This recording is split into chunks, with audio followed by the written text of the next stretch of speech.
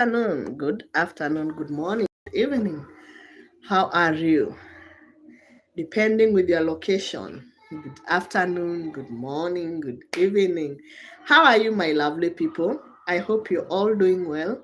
I hope you're all doing fine.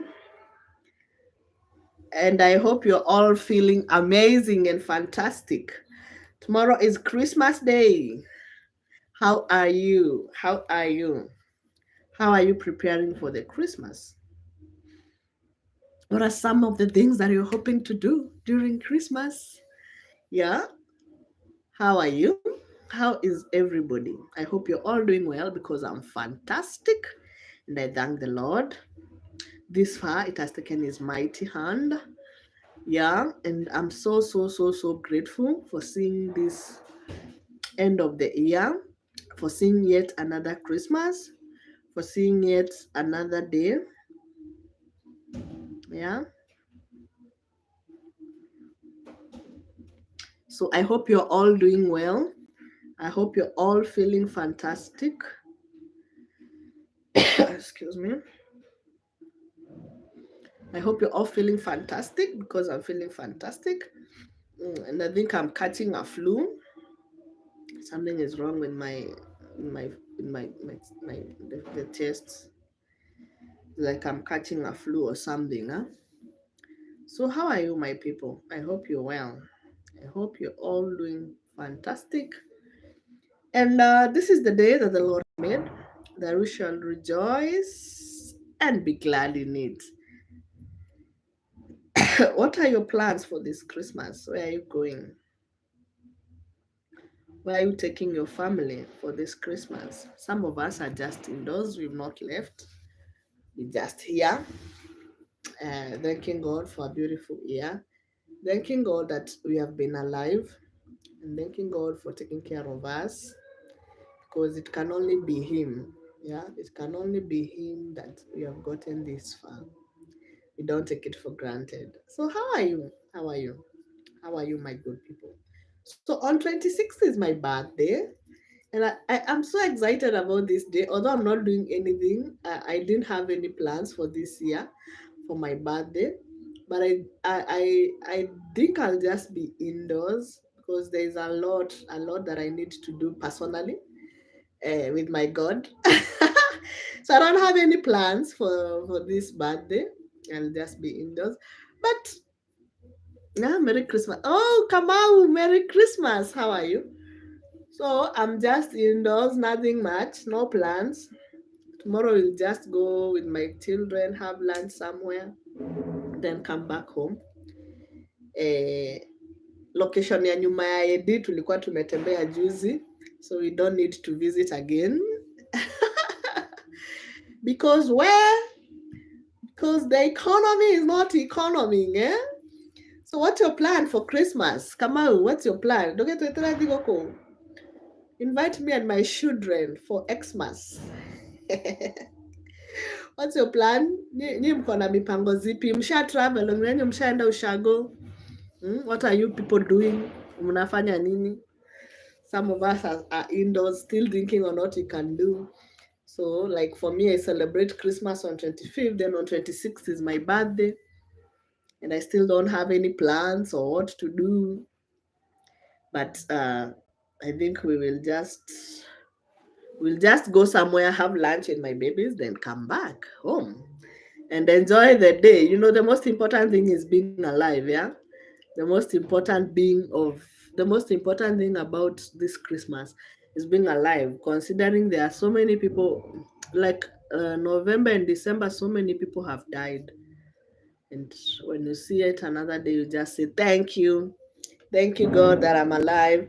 And New Year is just around the corner. So we are all hoping to see it. We are all hoping to see 2025, and we know and believe that God will make it possible for us. Yeah. So I don't know about you. Where are you? Where are you currently? And what plans do you have for Christmas? What plans? This year I didn't have much to do or much to plan for Christmas.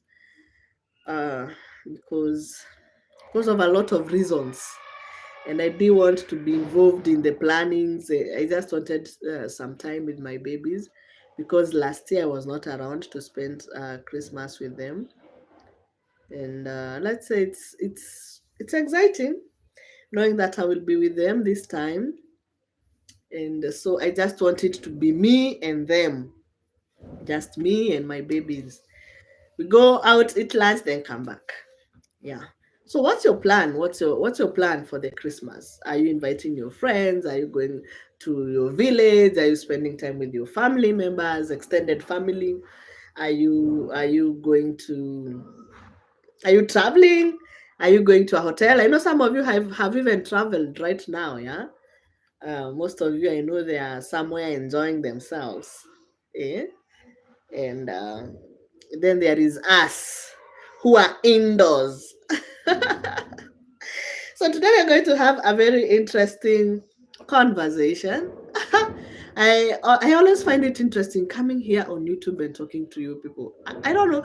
I even prefer uh, being live on YouTube than being live on TikTok. I don't know why. I It's been long since I got live on TikTok, and it's not that I cannot go live. I can go live, but I honestly prefer going live on YouTube than going live on TikTok. I don't know why. I find TikTok so toxic. It's one of my best apps, but I find it so toxic. I as strong as I am, I don't know if I can handle the toxicity of TikTok lives. Muingia sometimes, but unapata people are commenting negatively. Watu wanakwambia, mtu anaweza kwambia kikitu pale TikTok usikie ni kama roho itatoka. So I prefer going live here on YouTube. And the funny thing about me is that I go live on YouTube every day, but I rarely go live on TikTok.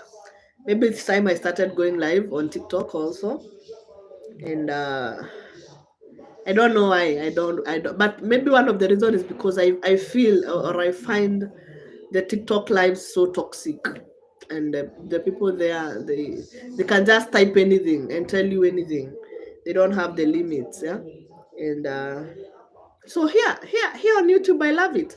I love being here, and the benefit of being here live on YouTube is you interact with people from all kinds of places, from everywhere around the world, and it's a nice place. Yeah. So today we are going to have this very interesting conversation, of how well do you know your friends, how well do you know your relatives, how well do you know those people that you call your loved ones, how well do you know them? You can cross an ocean for someone. I know most of us can do, but how well do you know your relatives, as we all plan to go visit them, as we all plan to go and spend time with them? I know some of us are even there already spending time with their loved ones. Some of us have invited our friends over to come and spend the Christmas with us. But how well do you know these people? And I don't mean to ask like how well do you know them, their names, where they come from and what they do, but how well do you know them in terms of how far they can go for you? Because sometimes we tend to find ourselves crossing oceans for people who we think matters to us, but when it is your time of need, they cannot even cross a stream for you. Yeah. And one of the greatest lessons that I've learned in 2024, it is very, very, I don't know, some people will consider it very sad, but it is one of the best lessons that I've learned in 2024, is being mean. Being mean with myself, being mean with my resources, and being mean with my time, being mean with everything about me. Because I've crossed oceans for people, and when it is my time, they cannot even cross a kamtaro, like a stream, you know. And I came to realize the more you're too available for people, the more they take you for granted. And I decided henceforth, from 2020, from the day I learned that lesson, henceforth, I will not be too available for people. I will not be too there for people. Because when it is your time for need, you need to only be there for people who will also come back to help you. I don't know if I'm making sense. You find yourself, you're in this situation, you're almost losing your mind. But you look at the list of friends, you go through your contacts on your phone, you can't find even one person to call. And that time you're almost losing your mind. But you look at your contacts and you're like, who can I call? Okay, you find you can call like 3 or 4 people. You believe they can come through for you. Oh, they tell you, okay, I'll see what I can do. The first person, the second one, I'll come and see you. It's not that I'm setting my expectations too high, but it's a lesson well taught. That for me, 3 people can call me in a day, yeah, and they're like, I need this. Okay, I transfer. I need you to be with me. I order an Uber and go. I need you to do this for me. But when it is my time for need, you're calling, and even those ones that you've been there for them, they don't come through for you. Maybe my expectations are too high, but I've learned, let me just be selfish with myself. Unless it is very necessary, unless it's an emergency. And even those emergencies, I'll have to filter, because they say in my mother tongue, they say once you get a snake bite, you'll always be seeing a rope looking like a snake. And it is true. You get a snake bite, and every time you see a rope, you're running, you're on your toes running, because you're afraid. What if it is a snake? What if it bites me? And how to sometimes they tend to spoil it for other people who are really in need, yeah, because you're there for someone. And there is this person who was never there for you, or you never asked them to be there for you, but now they need your attention, or they need your time, or they need you to be there for them. But since you remember, you were once bitten, you get shy twice, yeah? So even if this person was not there for you, or even if this person, you never contacted them for help, or you never contacted them to be there for you, when it is their time for need, you will hesitate to give it to them, because you're thinking, what if they don't reciprocate this? So my lesson that I learned is, be there for people who are there for you. Cross the ocean for those who can cross it for you. Don't be too good and always thinking, if I cross the ocean for them, they mm-mm. And you have to be very selfish with yourself. Be selfish with me. Like, I'm not too available. You don't just think you can call me and tell me, let's go out. I had not planned to go out. It was my time to be home with my kids, but you just choose to call me and tell me, it's December, let's go out. And you think I'll come. I will not. So these are the lessons that I've learned, that I will have to choose myself first, and those that matters to me, who are my kids. So if it is not me, it's them. And anybody else who comes after that and shows that truly this is someone that can be there for me. Sometimes you get so drained, you find that there are people who are depending so much on you, that even whatever you get, you don't even get to share it with yourself. For example, you have a lot that you're carrying on your back, a lot of people, you're paying black tax. So today you get 1,000 shilling. Your mom is waiting for you to send 500. Your sibling wants you to buy them clothes. So this 1,000 first, you give your mom the 500. You're remaining with 500. Your sibling wanted you to give them 300. You still have kids who want you to spend like the whole 500 on them. You still have yourself, because I also need to look good, smell good, eat healthy, go to the gym, do all those things. And if you do not have the resources, you do not have the energy, you will never take care of yourself. So with that, imagine that 1,000, how are you going to divide it? Yeah. So prioritizing yourself and those that really matters to you is very important, because when you get that 1,000, you will say 500 is for me, 100 is for my mom, 100 is for my sister, and 300 is for my kids. Okay? You just need to know your priorities. You need to know who is in my priority list. And whoever you identify that is on your priority, whoever you identify is on your priority list, ensure you are also on their priority list. Okay? Usijifanye you're just there, thinking my boyfriend is in my priority list, that akiniambia, let me babe, we need to go out. Even if you had plans, you'll stop everything and go out and spend time with them because they are on your priority. Hey, it's because they are on your priority list. But what about you? When you need them, are you on their priority list? Hmm?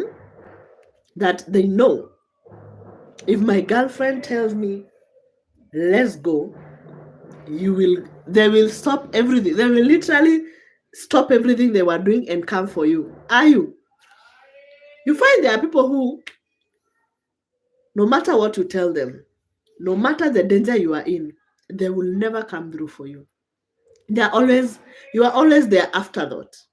So you really need this someone to be there for you. You call them, they tell you, I'm coming. You are sick, for example.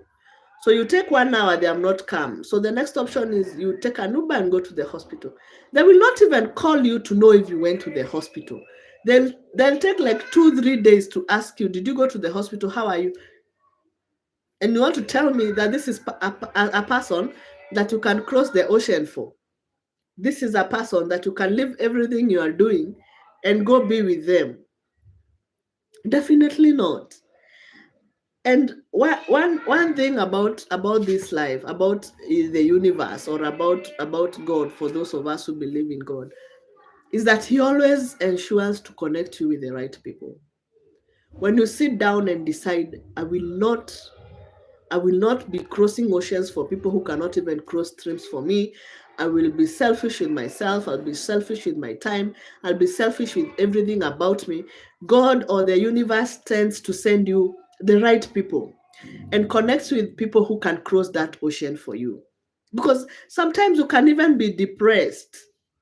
You can even lose your mind. Someone is telling you, I need 10,000 urgently. You're running up and down so that you can get them this 10,000. When it is your time, you need 2,000 urgently. Oh, you'll keep on calling and nobody will come through for you. So when you understand that, not everybody will put you where you have put them, you will get to live life in a better way. Okay? That's one of the greatest lessons that I've learned in 2024. That I should be selfish with myself, selfish with my time, and selfish with everything that concerns me. I don't have to always be there for everybody. I don't have to always lose my mind because I need to sort one and two, then three for people. Yeah. And I should always know my priority list. If you're not in my priority list, if I'm not in your priority list, there's no way you will make it in my priority list. Okay? That is one of the greatest lessons that I've learned in 2024. What have you learned what is the greatest lesson that 2024 has taught you? What is the greatest? And I've also known that there are people who will tell you they love you, but they don't. They just want to use you, or they just want to benefit from you. So they will try in all. Hey, hey, they'll try in always to assume or pretend they love you. And these people are very smart. Sorry to say, they are very smart, and they tend to extract information from you, which is information that they are going to use after, which is information that they are going to use against you. Well, some of us have seen Pepe in this life. Eh? But anyway, God is still God. So I am I am very passionate about loving ourselves, about letting ourselves understand who we are, how we can embrace ourselves. So, as much as I'm a content creator, I also love interacting with people, especially women, and uh, teaching them the different things that they need to do to be better people. I also interact with men. The biggest percentage of my followers are men. Men love me, and I love you too, men. I love you right back. And one thing that I will be doing, I'll be graduating in January as a sex therapist. Officially, I'll be graduating as a sex therapist, and I want to use this knowledge that I've gained over the past few months to help both men and women understand themselves and understand their bodies and understand that there are different things that they can do so that they can live a better life. They can enjoy their sex life. They can be able to make their sex life better than it is at the moment. And one of the best thing about making your sex life better, or one of the greatest thing that you can do for your sex life to be better, is understanding your body. This goes to the men, to both men and women. Understanding your body is very, very essential, especially for women, because most of the time, or most of the complaints that I hear, or most of the questions that I get are from women asking, what can we do better for my man to get me to orgasm? Apparently, I came to learn, or I came to understand that almost 50% of the women have never gotten the big O. Is it even 50 or more than 50? They have not gotten the big O. They have not orgasmed. And most of the women tend to blame their men that, oh, this man has not made me orgasm since he married me. This man has does not even know where my G spot is since he married me or since we started dating. And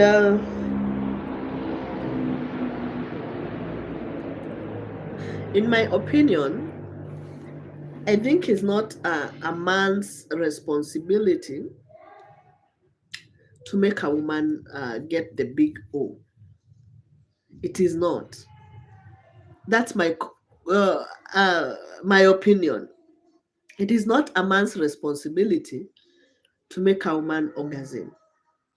It is the responsibility of a woman to make herself orgasm, because it is your body. You see, the way, one thing I love about men are men have a way of learning and understanding themselves, and there is no way a man cannot get to orgasm because you told him not to get to orgasm, or because you think he will not get to orgasm. A man has to come, whether wewe unataka ama hautaki. A man has to come. That is one way about men that I love, that they understand themselves so much and they love what they are doing so much that you cannot cut short his dream. But as women, we have a way of cutting short our dreams. So you're there as a man, you want to come, you're almost coming, then your woman tells you to stop. One thing about men, he will not stop. He will still come. Whether you tell him to stop or not, he will still come. Men, I don't know if it is true, but that's what I know. According to the few that I've been with. Okay, the two that I've been with. Yeah? Even if you tell him not to come, he will still come. But for us women, you are at the point of getting to orgasm. You're almost having the big O. But instead of releasing yourself and letting yourself feel good about it, or embracing and enjoying the moment, you start telling your man, stop it. Don't be too aggressive. Leave me alone. I'm scared. Women, what are you scared of? Instead of going with the rhythm or the flow of the body, understanding that it is my time now to come, it is my time now to orgasm. You're there telling your man, please stop. I don't want to come. Baby, you're too aggressive. Baby, stop. One thing about a woman's orgasm. Oh, flu is catching up with me. One thing about a woman's orgasm is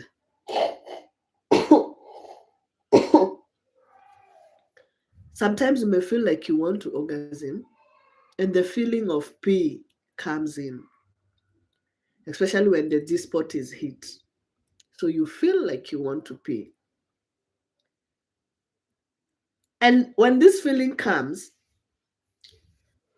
most women are scared. Most women feel like he should not continue hitting where he's hitting. And if you're here and you're not subscribed to this channel, please subscribe to this channel. We do a lot of content here, okay? And hey, flu is catching up with me. And when a woman is almost at that point, the worst she can do is tell a man to stop. And one thing that gets into a man's head when a woman tells him to stop is, am I hurting her?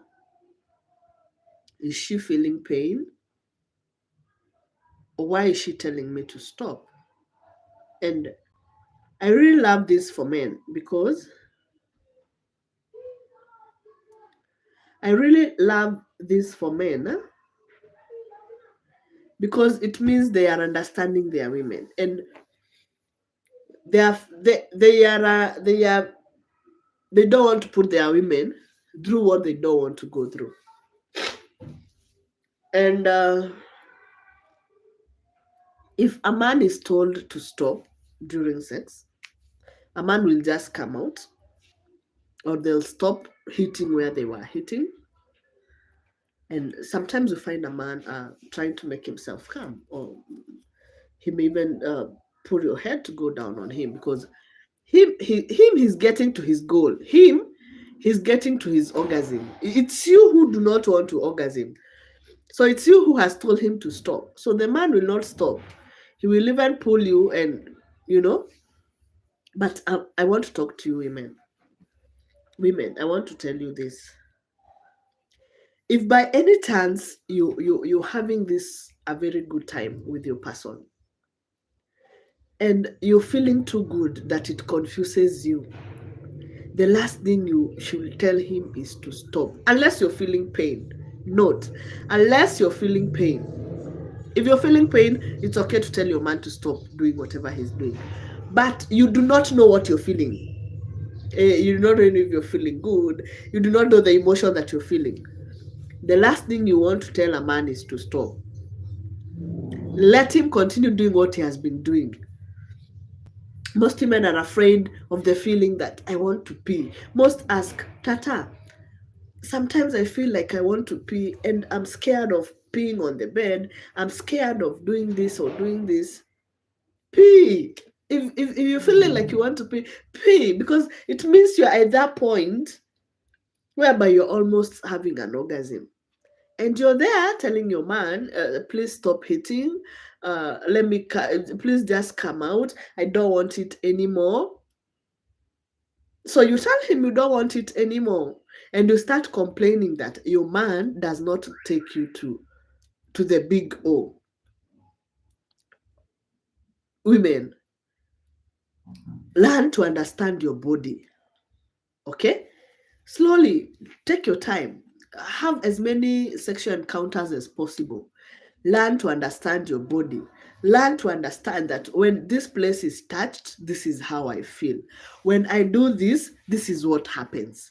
Because most of us women, we are so scared because we have refused to understand our bodies. Let me give my story. Before I came to know that there is controversy about what is a squat, what is a squid. I don't know how to pronounce that name. Most people say it's being okay, whatever it is, but the feeling of doing that thing is heavenly. So even if it's pain, I don't care because it's sweet when you're doing it. So when I came to understand that I can do it, the person that I was with understood how I was feeling. And I was feeling like I really, really, really want to pee. And I will tell him, stop, I want to go and pee. Then he told me, I want you to pee here because we are going to clean up. And let me tell you, it was the best feeling ever. And that's how I got to understand that, oh, so when I'm hit like this, I can get to do like this. And I really wanted more of it because I wanted to learn about my body. I wanted to understand about my body. And he was this person who would he I tell you, this guy really helped me understand my body, that right now whenever I'm going to be intimate with someone, I always make it my initiative. It's not about him, it's about me feeling good. And when you take something to be about you, it definitely becomes a success, right? So when I'm going to have sex or when I'm going to be intimate with my partner, I always make it about myself. Mimi niko hapa nataka kusikia fiti. For me, even if we have issues with my partner, even if we have issues, tususu twetu tutaguzana because it is us who are having issues, not our private parts. Okay, because I've always made it my responsibility to feel good. So this guy helped me a lot to understand my body. And when that day, my first time to squat, to squat, whatever, I was so scared, so scared because the feeling I was feeling like I want to pee. So he would constantly hit the place that was making me feel like I want to pee, and I will push him. And each time I pushed him, he will get in more. He will hit the place more. So until at some point, I think he understood me pushing him is a way of telling him that he's hitting the place. So until at some point, I told him, honestly, I'm going to pee here. And he was like, pee. We are going to clean. Pee. And that's how I gained my courage and strength. And I released myself. And after that, uh, this person made it his responsibility to ensure that every encounter we have, he gets me to the point where I feel like I want to pee. Okay. And he will tell me, when you feel like you want to pee, don't hold it, just pee. And let me tell you, the feeling of peeing is heavenly. I will forever be grateful to this person. Uh, he broke my virginity. He taught me a lot about sex, and we broke up anyway. But he was my greatest teacher about sex. Everything I know about my body, a lot of things that I know about sex, it's him who taught me. And he will tell me how you're feeling. The way you're pushing me out, it tells me you're feeling good. The way, unless you're feeling pain. And there's a difference between feeling pain and feeling good. When I'm feeling pain during sex, my reaction will be different. And when I'm feeling good, my reaction will be different when I'm feeling good and when I'm feeling pain. So as a man, let me give you a secret. As a man, you should be able to read the signs or read the facial expressions of your person. When she's feeling good, the expression is different from when she's feeling pain, and that's a fact. Even hata wewe ukichapwa ama ukigongwa, the expression you have when you're feeling the pain is not the expression you're going to have when unakam. That's the bottom truth. And this person told me, Each time I look at your face, I can tell you're feeling good. Just that you're scared. Now, I want you to stop being scared and release yourself and feel good about it. And that's how I came to learn what an orgasm is, and I embraced it. Okay? So if you're there as a woman and you're always feeling that this is not my thing, I'm too shy, I'm too scared, I don't think I can do this. Understand yourself, understand your body. You can even take time. Mi sijasema watu wanyonge, but you can take time and learn your body. Learn, if I touch this place, this is how I'm going to feel. It will not cost you anything after all.